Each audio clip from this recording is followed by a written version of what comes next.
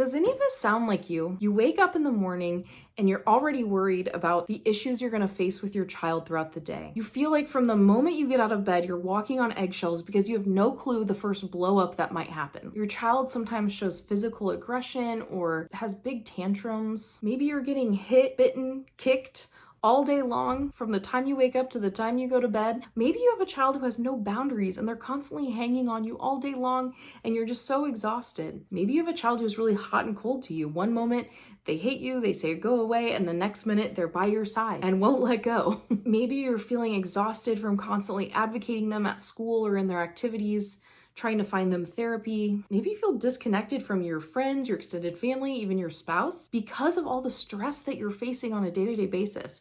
And maybe, just maybe, there are days when you wonder, maybe I wasn't really cut out for this. Did I make a mistake? If you have experienced any struggle like that or similar to those, I'm here to tell you that you are not alone. So many adoptive parents are very silenced and shameful about sharing the struggles that they have gone through, the struggles that they are actively experiencing. And there's good reason for why they feel that way. Have you ever opened up to someone and had them say, "Oh, all kids are like that, don't worry," or "Oh, my kid did that too," or "Well, what did you expect? Did you expect parenting to be easy?" Or "Well, you did kind of sign up for this and this is what you wanted." Those are things that adoptive parents will hear a lot, and they're not that helpful. I've talked about those in another video, but today I want to give you some encouragement. If you are someone who is struggling through the day-to-day, you're counting down the minutes until your child goes to bed at night just so you can breathe for a moment, I have been in your shoes. So many other adoptive parents have as well. I've had so many people tell me that they've experienced that I can confidently tell you, you are not alone. And so today I want to share some practical encouragement for you. No matter what struggle you are facing as an adoptive parent, I think you'll benefit from this video. So today I'm going to share 4 encouragements for adoptive parents in the trenches. Hey there, friend. If you are new here, my name is Katie, and I'm a mom to 3 amazing kids who came to our family through foster care adoption. And now I work as an adoption consultant and help families from all across the country through their adoption journey, from the beginning of finding an agency all the way through dealing with some of these difficult parenting issues that we all encounter in adoptive parenting. So if you're interested in adoption and foster care, you're in the right place. Definitely subscribe to the channel because I make pretty much all of my content about foster care and adoption, and I just know that you'll love all the videos you find. But today I'm speaking to you, the adoptive parent who is in the trenches. You wake up every day not knowing what to expect. You don't know if your child is going to blow up, if they're going to act out aggressively towards you, if they're going to scream at you over the smallest thing. You don't know how they're going to do well in school. You don't know if they're even going to make friends. Sometimes you find yourself counting down the minutes until bedtime, and then you feel guilty for doing that because this is what you wanted after all. You pursued adoption, you went through all of this process, and now you're out here wondering if it's even something you can really handle. Let me tell you, friend, you are not alone. I have been in your shoes many times throughout our adoption journey, especially in those first couple of years after bringing home our kids. It is hard. I actually look back sometimes at those days and I think, how did I make it through? I was struggling much more than I even realized. Now that I'm on the other side of it, I can look back and say, wow, that was crazy. That was so hard. How did I cope? And so today I want to encourage those of you who are in the trenches. You're in that difficult season. Maybe your children have come home with you within the past few months, within the past few years, but they're having behaviors that are just feeling so difficult to deal with. And maybe you're feeling really isolated and you're feeling really ashamed of the fact that you're not the parent you thought you would be. I'm talking to you today because, again, this is basically me speaking to my past self as well. These are the words that I needed to hear, and so I hope that it will help some of you who need to hear it today as well. So my first message for you is that I want you to remember how far you have already come. Think about it. If your kids are home with you, that means you already made it through the grueling process of all the paperwork and all the forms and having someone come to your home and inspect it and maybe having to fix things after that, and having someone come and ask you super detailed, intimate questions about your life that some of your friends don't even know the answers to. You've had to go through that long waiting process of waiting to be matched with a child and longing for that. And then you got through all the really awkward get to know you phase, the visits, where maybe you felt a lot more like a babysitter than a parent, and maybe sometimes you still feel that way, but you made it through all of that. You also might have already made it through getting over the first major adjustment. You made it through realizing that your child may have a lot more needs than you thought you could handle, or that you realized that they had. And if your child's acting out all the time, or being aggressive, or speaking to you really unkindly, there is a little bit of a positive side of that, which is that you have made your child feel safe enough that they can act out, that they're not on their most perfect behavior. They trust you enough to show these really big negative emotions, as some would label them. And you're learning more and more about parenting each day, and I guarantee you, you know way more now than you knew even a few months ago. So keep that in mind. You have already come so far. And my second point is related to this. I want you to remember that your child has already come so far. If you are not driving right now, I want you to stop and grab a piece of paper. So you can pause the video really quick, and I want you to go grab a piece of paper and a pencil, because we're going to do a little activity to get you to think. If you're driving, you can just do it in your head along with us, because I don't think I should advise you to get out a piece of paper and a pencil while on the road. So I want you to write down a list. I'm gonna say of at least 3 things, but honestly, write as many as you can. And I want you to write down all of the things that your child used to do and used to struggle with that they don't now. And these can be small things or big things, but those small things add up as well. And those are the things we often forget about. We forget about the fact our child used to struggle with that because now they don't. So take a minute and write some of those down. And if you can't think of something that your child has fully overcome, I want you to think of something that maybe they're still working through, but they have shown growth in. So take a second and write down your few things. If you're struggling to come up with some, here are some that I wrote down that I'll share with you. One of my kids used to bite me daily, and I don't even remember now the last time I was bitten by a child. And if you ask me, that's a success. My second one is that one of my kids used to refuse to eat anything other than, I think, hamburgers, chicken nuggets, spaghetti, but only from a can. Not homemade spaghetti, only like Chef Boyardee spaghetti, French fries, peanut butter and jelly, and maybe a couple of other things. I'm not joking. That's not me exaggerating. It was an extremely limited palate. And now this same child eats all sorts of fruits and veggies that they really like. And I'll bring home peaches or kiwis or, different things like that. And they're excited because they love those and they want to try them, and they've been willing to try new foods. When I really sit down and think about it, that blows my mind, because I never ever thought we'd get here. One of my kids struggled so much in school that they were failing multiple classes across multiple years of school. And now that child is managing their grades well and keeping on top of their schoolwork better than they ever have before. Now, is there a part of me that's still worried we could have a backslide? Yes, but I'm celebrating it for what it is right now. In addition to that, that same child used to constantly need hand-holding and help throughout their homework, and now they're showing a little bit more independence in some of their work, which is really encouraging. One more example, one of my kids used to growl at people when they didn't get what they wanted or they were upset. And now that child is very good at explaining how they're feeling and being able to tell someone what is going on. And I really don't miss being growled at. And honestly, I could go on and on and on and on with examples. Now, we are 5 and 6 years into our adoption journeys, and so I might be in a completely different place than you were, but I was stuck in those dark, difficult days for a long, long time. One of my kids used to be really verbally aggressive to their siblings all the time, and now they don't do that almost ever. And you know what? There are going to be days where it feels like 1 step forward, 3 steps back, and it's going to be hard to feel like you're recognizing the progress your child has made, but I promise you they are making it. And the thing is, growth usually isn't super linear. There's usually those peaks and valleys, and we think about our child might be doing well, and then one of their best friends moves away, and that's going to cause that valley. Or maybe their teacher changes, or, there could be all sorts of little things, just like in our lives, that kind of throw them for a loop. And that doesn't mean they're not showing progress. They're just facing difficulties in the midst of that progress. Isn't it amazing, though, to see the ways your children have grown and matured and changed over time. It's kind of easy to forget all the growth when you're seeing your child every single day. You kind of just like, yeah, I'm more noticing. I don't know about you, but I tend to notice more of what still needs to be done or the ways I still need to support them and help them.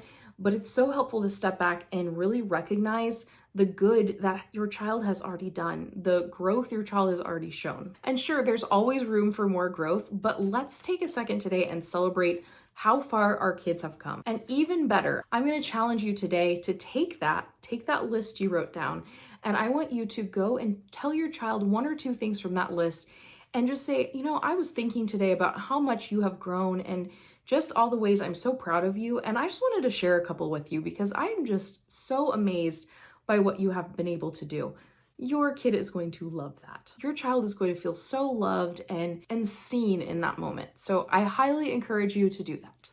This is just a quick break to let you know that today's video is brought to you by my Adopt Together community. This is an online, faith-based support group for foster and adoptive parents, especially those of you who are in the trenches like we're talking about in this video. So if you are a foster or adoptive family in the trenches, get the support you so desperately need in this group of adoptive parents who truly get it. They've been there, they are there. This is a paid private Facebook community with engaging questions, super helpful trainings like this month's all about primary and secondary trauma in adoptive parenting. And you get 24/7 access to a community of other people who truly understand the struggles you are going through as a foster and adoptive parent. Get your questions answered by me and other group members who are in all different stages of the adoptive parenting journey. It's literally like having a support group in your back pocket so you can get the support and the answers you need without having to wait forever for maybe a next therapy session or the next time your caseworker visits or the next time that you have some sort of in-person support group you're attending. And my favorite part of the group is that we have community calls twice a month. So this is a call where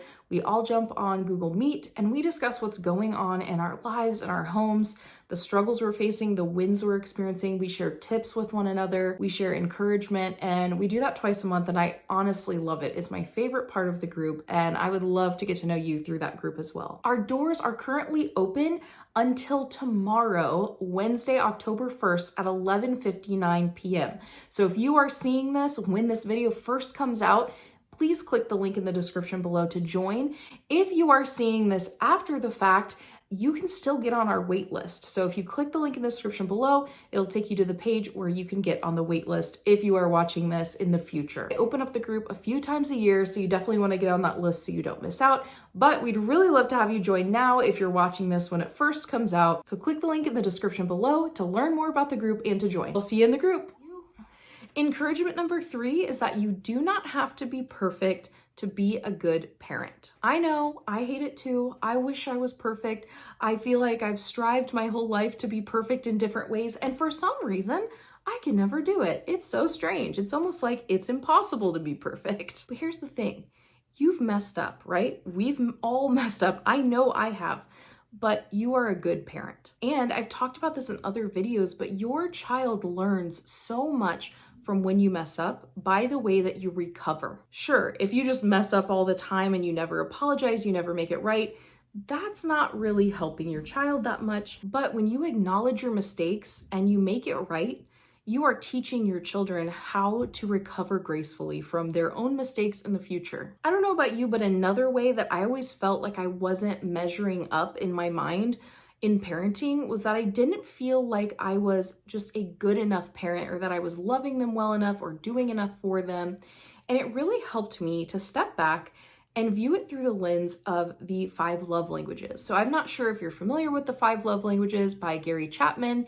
There's a whole book, and it was originally first kind of thought of more for couples, but it's amazing. You can apply this concept of love languages to our kids and to the ways that we show them love, the way that they receive love. And that has been really helpful for me because sometimes we think that being a good parent looks a certain way. And I think all of us have a different idea in our minds of what the perfect parent would do.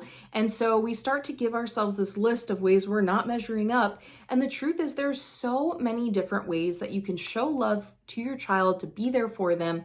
And the 5 love languages really helped me understand this. So I made a little breakdown here of the 5 love languages and ways that it could apply to your parenting. So first of all, if you're not familiar with the 5 love languages, we have physical touch, words of affirmation, quality time, acts of service, and gifts. And honestly, everyone likes receiving love in all of these ways, but typically we have a couple that we gravitate towards the most, both in giving and in receiving. Like for me, my love language is quality time, which is why I really appreciate you taking time to watch this video. So thank you very much. Let's talk about each of these in regards to our kids. And I want you to think through how many of these things you do for your kids on a regular basis. So under physical touch, it says giving hugs, kisses on cheeks, maybe holding hands, brushing their hair, helping them bathe if they're young, putting your arm around them, maybe when you're on your couch watching a movie together, giving high fives, giving a little back rub. All these different things are ways you can show love through physical touch to your child.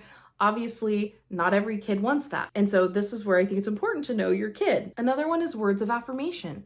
Saying, I love you, I'm proud of you, you're so kind, you're so smart, you are such a good brother or sister, I'm so glad you're in our family, or you did a great job. Those are all words of affirmation that you could use. Quality time, one of my favorites. You could play a board game with them. You could have a good conversation in the car. For some reason, being in the car is the place that my teenager and I have the best talks. So highly recommend going to their sports games, like showing up for them. Going on a walk together. Again, you can have a good conversation as you're walking. Watching a show that they like together, or even better, one you both like Bluey, right?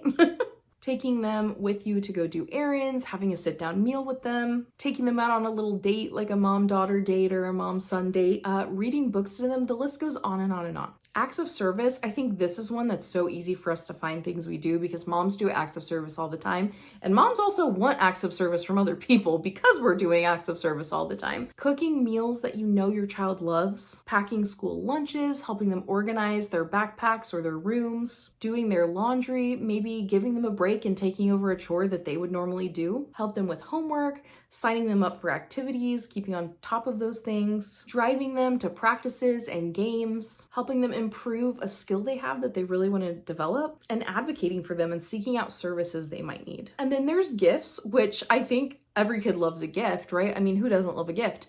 But gifts don't have to be big, expensive things. They can be small things. It's more like I was thinking of you, and so here's a little token of me thinking of you. So obviously they can be things like birthday presents or Christmas presents or just a random little present.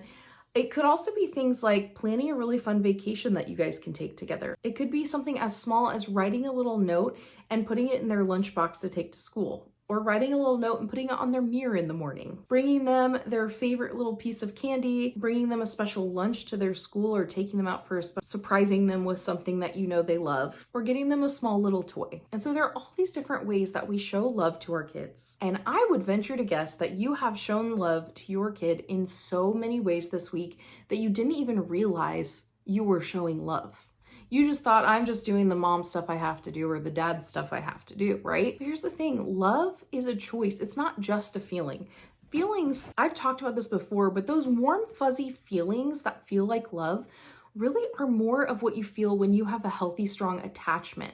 And oftentimes we don't have that healthy, strong attachment with our kids yet because they are still growing and becoming more comfortable with that. And so we can't force that onto them and they might not be ready. And so you may find that sometimes you don't have those warm and fuzzy feelings.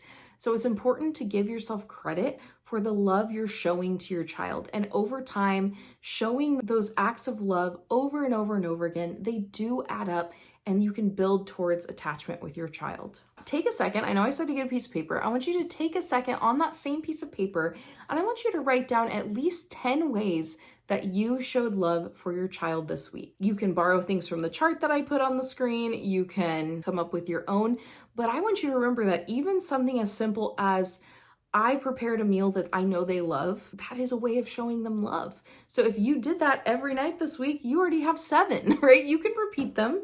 The purpose of this exercise is for you to step back and realize that you are doing things right. There are things you are doing right. It's easy to focus on the things we do wrong because we're not perfect, but you're still a good parent. And my last piece of encouragement for you for today is that you don't have to, and honestly, you shouldn't do this alone. There's something I've talked about before as the cycle of shame, and I've kind of adjusted it since one of the previous times I discussed it, but this is definitely a cycle that I was stuck in early on in our adoptive journey, and I'm gonna just walk you through kind of what this looked like for me. So I felt very isolated in the beginning of our adoptive journey, and you might feel this way too. Maybe you feel like no one really understands what you're going through, and you're the only adoptive parent in your friend group. Everyone else has biological kids or they don't have kids, and you just don't see them struggling to the same degree you are. In fact, you might look and be like, wow, they're such better parents than me. And so because of that isolation of not feeling like you can talk to anyone about what you're feeling, you start to kind of compare yourself to others without really ever connecting with them to hear about their struggles as well. And so you start to get this mentality of shame. And I know I totally fell into this. I felt really isolated. I would compare myself because I wasn't really talking to those people about parenting. I wasn't talking to my other adoptive parent friends very consistently. And so I began to feel this intense shame about my parenting. And then that shame that I was feeling, because I was just so down on myself, and I thought, wow, I am not good at this. I'm not the parent I should be. My kids are struggling. It's got to be my fault. It was so shameful that it led to a sense of hopelessness. And so I started in isolation. I went to shame, and then that ended in hopelessness. And that hopelessness was like, I'm trapped. I'm never going to get through this. My kids are never going to get better. My life is always going to be so difficult. I don't feel like I'm really cut out for this, but I'm stuck, right? And then that hopelessness once again leads to isolation because I'm like, well, I can't tell anyone I'm feeling these things. And then, as you can imagine, it continues and continues. So do you see the problem here? And this is why I'm so passionate about you not walking through this adoption journey alone. Because I did it for quite a while, and I was struggling so much, and I was struggling in silence because I just didn't have anyone in my life that I really felt like I could share with, or I just felt like they didn't have time to get together. All my adoptive parent friends were also really busy and struggling and kind of isolating themselves.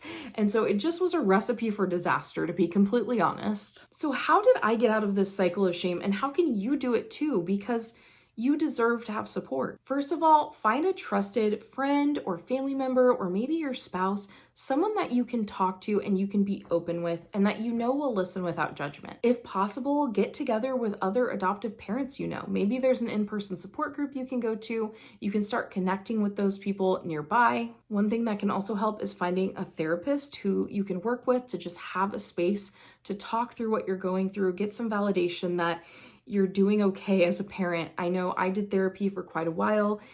It was very helpful. There was a limit to how helpful it was for me at the time, maybe because of my therapist, I don't know. But it was very helpful for me to go there and bring up some of the things that I was experiencing with my children and get a little bit of support and validation there. So that can be really helpful too. But if you are someone who is like, I am ready to get out of this cycle of shame, I want to get out of this isolation, join the Adopt Together community for that 24/7 access to help and other people who truly understand what you're going through. Click the link in the description below to join before the doors close tomorrow, October 1st. At 11:59 p.m. is when they will close. And it's possible, I can't guarantee, but we might still have a couple discounted spots left, which is where you can get $5 off every month for the lifetime of your membership. So pretty good deal if you ask me. So use the code FIRST10 to see if there are any left by the time that you are signing up, but highly, highly recommend to join now while you can.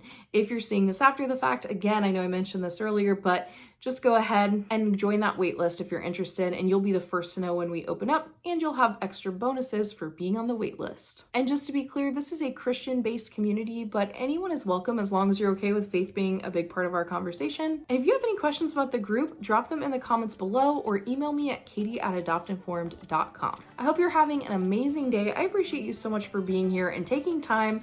You're in the trenches. I know it's not easy to take time for yourself or time for growth or learning. And so I really, really appreciate you spending your time here with me. My love language of quality time. Thank you very much. I hope you have an awesome week, and I will see you soon.